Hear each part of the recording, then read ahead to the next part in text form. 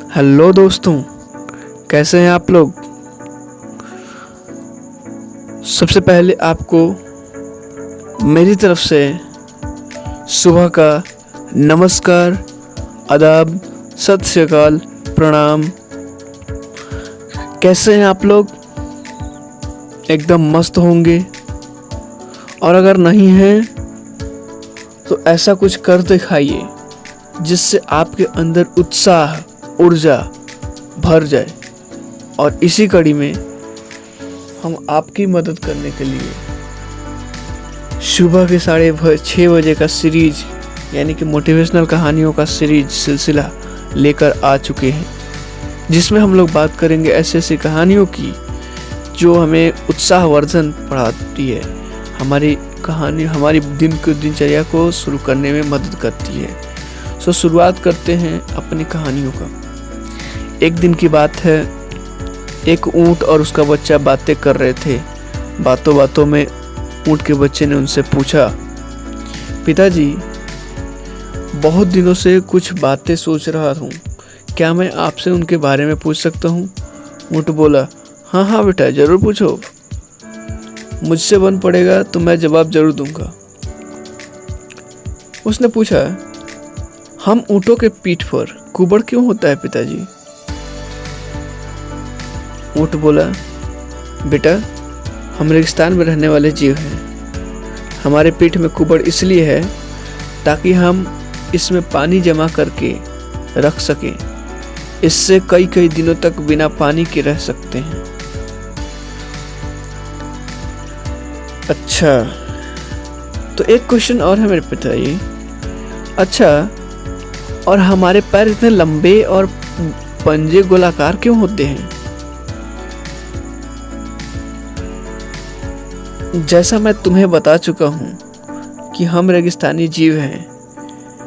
यहाँ की भूमि रेतीली होती है और हमें इस रेतीली भूमि पे चलना पड़ता है। लंबे पैर और गोलाकार पंजे के कारण हमें रेत में चलने में सहूलियत होती है। बच्चे का फिर क्वेश्चन आता है, अच्छा, हमारे पीठ में कुबड़, लंबे पैर और गोलाकार पंजे का कारण तो समझ गया, लेकिन हमारी घनी पलकों का कारण मैं नहीं समझ पाता। लेकिन हमारी घनी पलकों का कारण मैं नहीं समझ पाता, इसका वजह क्या है बताइए। इन घनी पलकों के कारण कई बार मुझे देखने में भी परेशानी होती है। ये इतनी घनी क्यों होती है?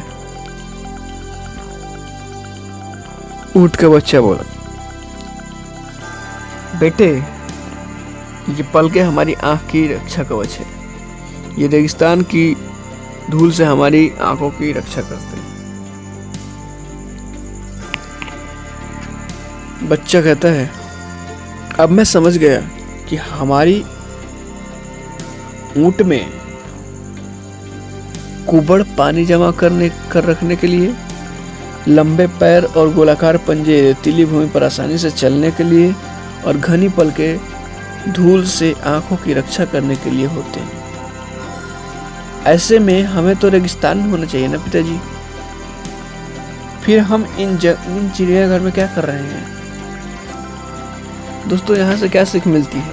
बहुत ही शानदार, बहुत ही कमाल का सीख मिलता है कि प्राप्त ज्ञान, हुनर और प्रतिभा तभी उपयोगी है जब आप सही जगह पर हैं, अन्यथा सब व्यर्थ है। कई लोग प्रतिभावान होते हुए भी जीवन में सफल नहीं हो पाते क्योंकि वे सही जगह, सही क्षेत्र पर अपनी प्रतिभा का इस्तेमाल नहीं करते। अपनी प्रतिभा व्यर्थ जाने मत दें। धन्यवाद। दोस्तों, बताइए आपको कहानी कैसी लगी? आपके कमेंट का, जैसा कि मैं हमेशा बताता हूँ, कि बेहद इंतजार रहता है। एक बार और सारे लोगों को मेरी तरफ से good morning to you all.